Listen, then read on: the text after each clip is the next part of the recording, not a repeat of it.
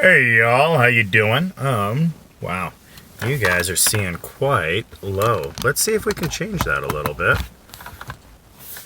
There we go. So much better. Anyway, today we are very warm, very hot. A lot of the snow is melting away, unfortunately. But not up on the mountains yet. It looks like we should be able to open up on time, and I know you guys aren't going to get this by the time we open up, but you'll get it a little bit after, because I should then get to the get to the editing and everything like that. But today, what we are on, guys, is we are on Victor Hugo's Les Mis. We're still on Fantine, Book 1. But today what we're on is Chapter 12. So let's go ahead here, guys, and get started right into Chapter 12.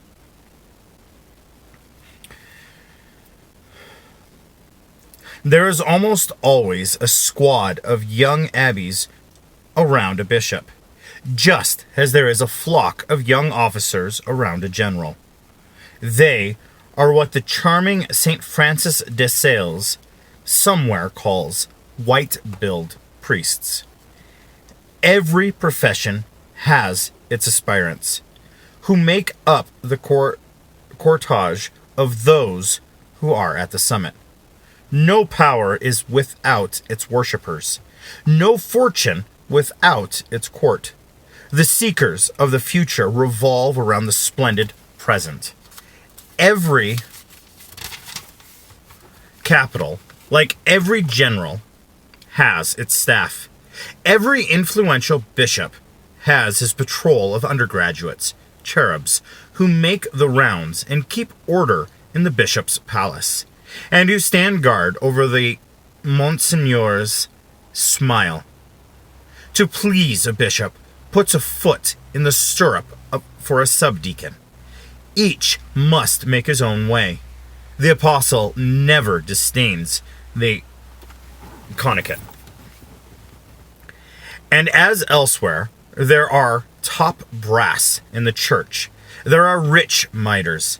There are bishops who stand well at court, wealthy, well endowed, adored, accepted in the world, knowing how to pray, no doubt, but also knowing how to ask favors, with few scruples about making themselves the viaduct of advancement for a whole diocese, hyphens between the scarcity and diplomacy. More abbeys than priests, prelates rather than bishops. Lucky are they who get near them. Men of influence as they are, they reign about them, upon their families and favorites, and upon all of these young men who please them. Fat parishes, sinecures, archdeaconates, chaplaincies, and cathedral functions, steps toward a bishop's dignities. In advancing themselves, they advance their satellites. It is a whole solar system in motion. The rays of their glory color their retinue purple. Their prosperity scatters its crumbs to those behind the scenes in the guise of nice little promotions. The larger of dioceses of the patron, the larger the curacy for the favorite. And then there is Rome, a bishop who can become an archbishop who can become a cardinal, leads you to the conclave. You enter into the rota. You have a pallium. There you are an auditor. You are a chamberlain. You are a monsignor. And from grandeur to eminence, there is only a step. And between eminence and holiness, there is nothing but the smoke of a ballot. Every cowl may dream of the tira. In our day, the priest is only man who can regularly become a king. And what a king! The supreme king. So what a nursery of aspirations is a seminary. How many blushing choir boys, how many young abbeys have the ambitions, dairymaids, pail of milk on their heads. Who knows how easily ambition disguises itself under the name of a calling? Possibly in good faith, and deceiving itself in sanctimonious confusion. Monsieur Bienvenu, a humble, poor, private person, was not counted among the rich miters. This was plain from the complete absence of young priests around him. We have seen that in Paris he did not fit in. No glorious future dreamed of alighting upon this celerity. Old man.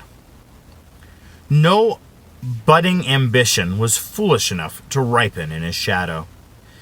His canons and his grand vicars were good old men, rather common like himself, and like him immured in the diocese from which there was no road to promotion, and they resembled their bishop, with this difference, that they were finished, and he was perfected.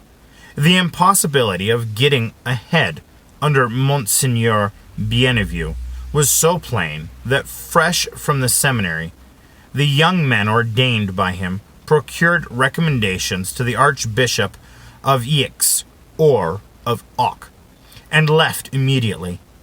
For after all, we repeat, men like advancement. A saint addicted to abnegation is a dangerous neighbor. He is very likely to infect you with an incurable poverty, a stiffening of the articulations necessary to advancement, and, in fact, more renunciation than you would like, and men flee from this contagious virtue. Hence, the isolation of Monseigneur Bienvenu. We live in a sad society. Succeed. That is the advice which falls drop by drop from the overhanging corruption. In passing, we might say that success is a hideous thing. Its false similarity to merit deceives men. To the masses, success is almost the same appearance as supremacy. Success, that pretender to talent, has a dupe. History, juvenile and tactitious, only reject it. In our day, an almost official philosophy has entered into its service, wears its livery, and waits in its antechamber. Success, that is the theory. Prosperity supposes capacity. Win in the lottery, and you are an able man. The victory is venerated. To be born with a call is everything. Have luck alone, and you will have the rest. Be happy, and you will be thought great.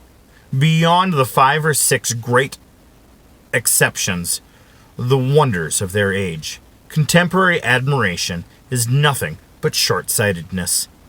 Guilt is gold. To be a chance comer is no drawback, provided you have improved your chances. The common herd is an old narcissist who adores himself and applauds the common. That mighty genius by which one becomes a Moses, an Aeschylus, a Dante, a Michelangelo, or a Napoleon. The multitude attributes at once and by acclamation to whoever succeeds is his object, whatever it may be. Let a notary rise to the deputy. Let a sham Corneille write Trinidate. Let an eunuch come into the possession of a harem. Let a military prud'homme accidentally win the decisive battle of an era. Let a pharmacist invent cupboard soles for an army shoes, and put aside by selling this cardboard as leather for the army of the Sambre et Mousse, 400,000 livres in income. Let a peddler marry usury and have her bear 7 or 8 million, of which he is the father and she the mother. Let a preacher become a bishop by taking platitudes. Let the steward of a good house become so rich that on leaving service he is made minister of finance. Men call that genius, just as they call the face of Montsecutin beauty, and the bearing of Claude majesty. They confuse heaven's radiant stars with a duck's footprint left in the mud. Kind of gives you something to think about. Is the success that you have success that you should have by earning or not? Anyway, you guys have a wonderful and blessed day.